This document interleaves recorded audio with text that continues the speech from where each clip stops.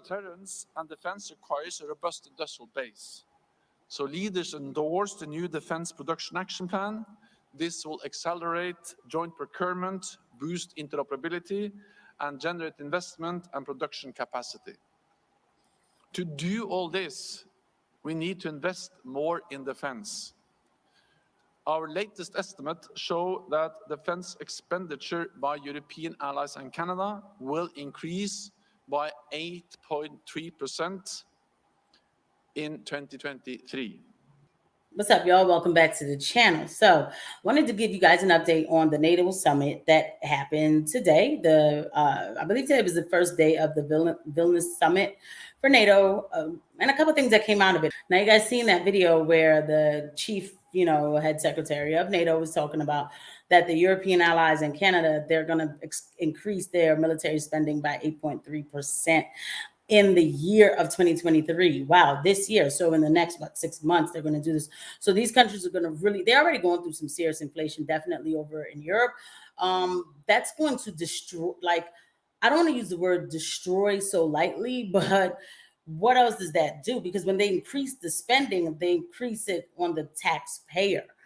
They're going to feel it. Definitely when it gets cold outside, they're going to feel it. But don't worry, America, you're going to feel it too. The difference between our country and their country is they at least tell them yeah, we're about to put some sandpaper in it and take care of you. But our country just, they grape us in the corner. You know what I mean? That's in the back alleys, right? That's what they do. So because we are going to pay for something, we're going to end up paying for an increased military spending through inflation. They're just not going to tell us. They're just going to say, we're sending this much money to Ukraine, and then your eggs will just go up some more, by a couple more dollars. So I had a couple more things I wanted to say about NATO, but before I do, you guys, it's been so long since I made a video. The algorithm does not know me, okay? So I'm definitely going to need you guys to help me out and hit that like button. Please, please, please. I'm so happy to be back here with you guys, talking to you guys. And if you have not subscribed yet to this channel, please hit the subscribe button. On this channel, we talk about the inconvenient truth and how we're making it great again together. So I thank you guys for everything you do. I thank you guys for watching always, for supporting. Thank you. Thank you. And please watch this video to the end. I just have a special announcement that I need to make. Just real quick, I'm not going to say too much anyway, because the biggest thing that I wanted to talk to everybody about is this confusion of NATO and Ukraine. Okay, so in the NATO summit report, Clandestine says NATO refuses to give Zelensky even a potential timeline on membership. Zelensky calls this absurd and says that, Ukraine deserves respect, claiming Ukraine will make NATO stronger. NATO disagreed. It appears NATO are abandoning Ukraine for dead. Now, yes, use the word appears clandestine, because I'm going to tell you from my own assessment. Now, this is me putting my, not spin, but my thoughts into this. I really do believe that NATO is, they already knew they weren't going to give Ukraine any type of dealings, and they weren't going to let Ukraine join NATO. They always said they weren't. That would effectively put us into World War III. That would effectively put us into World War III, because that's the whole point. The whole point of, quote, World War III is that NATO is for NATO not to, bring in Ukraine, for Ukraine not to join NATO, right? So, but on this channel, I tell you, these people, they have a hard on for war. So they're not afraid, they're not afraid to actually have us go to war. They don't care. They really don't care about that. But the point that I'm making is simply that they don't want to make it look like they were the reasons why we went to World War III, even though at the end of the day, it will be because of them. Like even DC Drano talking some WW3 is held off for now. Okay, you could think so if you want to. If this timeline was real, that would effectively mean that we are basically almost just about done with this war. Joe Biden has approved for, cluster munitions. If you guys could drop a comment below and let me know what cluster munitions exactly are, but they are a very dangerous type of missile, if I'm not mistaken. He's approved for them to be sent to Ukraine, and says that America has ran out of ammunition to send to Ukraine.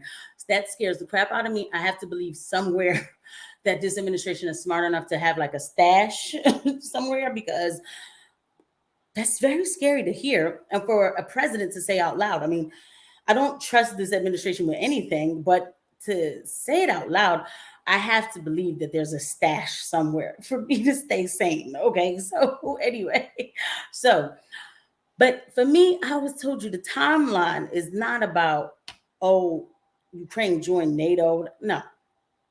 Again, that would mean that America or NATO forced Russia's hand into war. It has to look like Russia forced us into war. They're not done with Ukraine.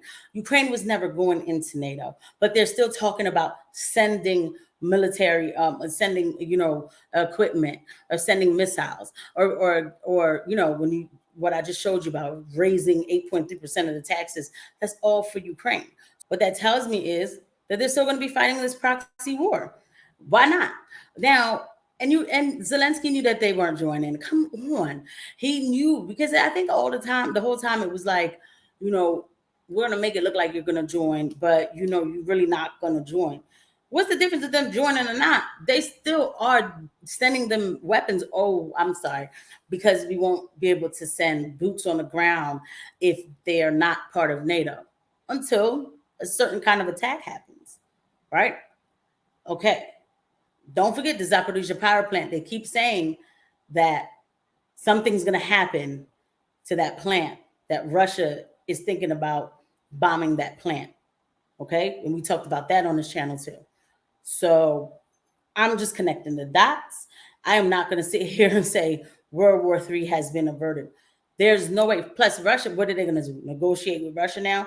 They're going to negotiate with Russia and say to Russia, oh, we were sorry. We won't do it again. Russia is going to be like, I can't trust you guys anyway. Or now I'm taking all of Ukraine. It's mine now. I own it. They would be at the right position to do that, right? You think America and NATO, that's been aligned just to go against Russia, is going to allow that to happen? Listen, I don't know. They didn't talk to me about the plans, but we're at a fork in the road. This can go to a place of peace, or it could go to a place of escalation. My mind tells me that they always pick the place of escalation without logic. They do it all the time anyway. Okay? They are emotionally, heavily, spiritually invested into Ukraine. That's my thoughts. But we'll see. We'll watch. And, when you know better, you do better. Now, big announcement. I have joined Justin from Justin is Laws, Matt from A Common Idiot, and Matt from A Black Conservatives Commentary to start this new wonderful venture called Bring the Asteroid. Y'all, Bring the Asteroid is our new baby. It is our new media conglomerate. That's what it will be. We are coming together. We're going to do tasty news, memes, viral videos. I left the links for everybody's channel on the description of this video, but I've also left the link for the Bring the Asteroid channel on YouTube. It's on Friday at 9 p.m. Central Time. We will be live all together, so you can see how we all mix well, how we all get down and have a good time, and you guys will have a good time too. Thank you for watching, and I will see you guys at the next video, and I will see you guys at the live stream this Friday, 9 p.m. Central Time on the Bring the Asteroid channel. Bye.